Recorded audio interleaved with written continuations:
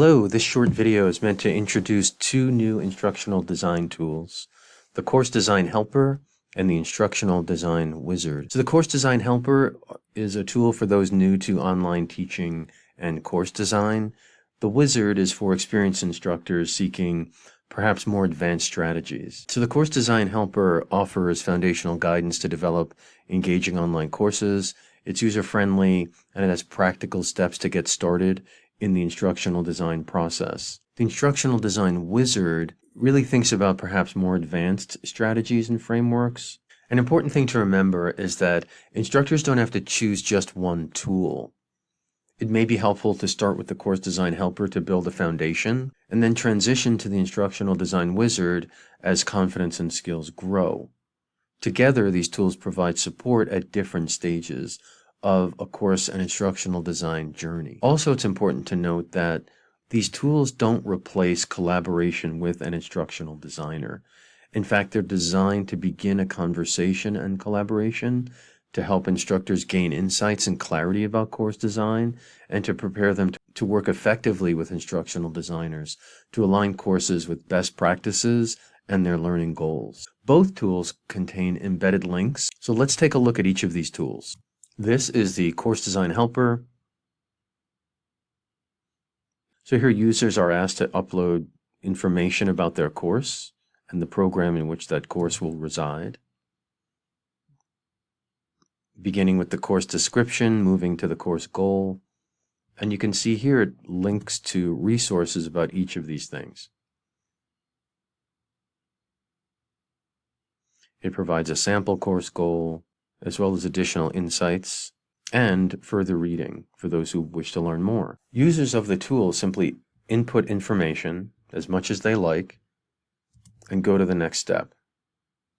Information from previous steps will carry over into subsequent sections.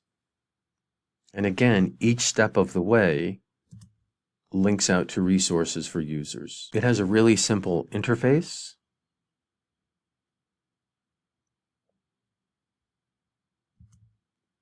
Users enter information and click through. It's also very helpful for beginning a collaboration with an instructional designer, for example, in online course content that they'd like to create. So some materials they already have, some they need to create, some they may need help creating. Certain kinds of content may not even be on the list, and users would be able to indicate here what those might be. Similarly, with online synchronous or asynchronous learning activities. The tool then transitions into creating information for the student orientation, which can be taken directly from the output of this tool and uploaded to Blackboard.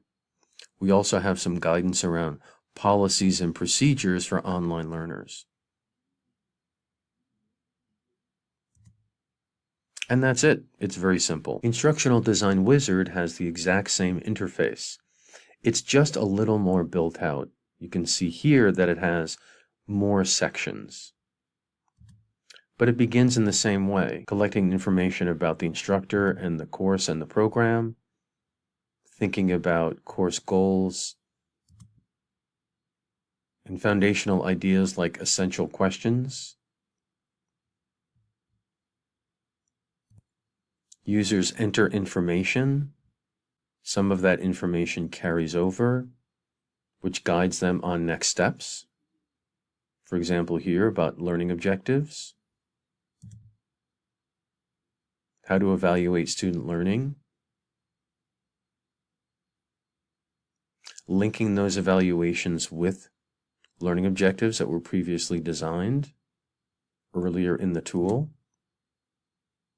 thinking about skills and knowledge and how they relate to those learning objectives, and then finally thinking about module learning outcomes.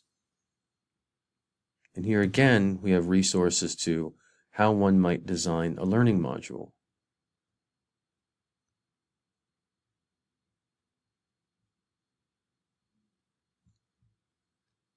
Once users create their learning modules, they can change the order of those modules any way that they like, to begin thinking about how to organize the course and align those learning modules with learning activities. The tool also asks users to think about their grading scheme. Here's some information about various kinds of grading schemes that users might consider for use in their course. For grading schemes that might be new to certain users, links are provided to those kinds of schemes directly. We also ask users to think about reflective practice. We have provided links to how an instructor in an online course might become a reflective practitioner. This is directly related to Fordham being a Jesuit institution. Then, as you can see, the Instructional Design Wizard transitions into exactly the same kinds of questions asked in the Course Design Helper. Future additions and improvements to the Instructional Design Wizard will include resources created by Fordham faculty and instructors. So our hope is that users of the tool, instructors in our online programs, will create blog posts and other kinds of content about their best practices.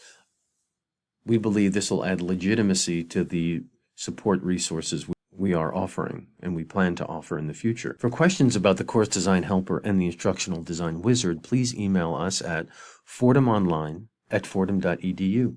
Thanks very much.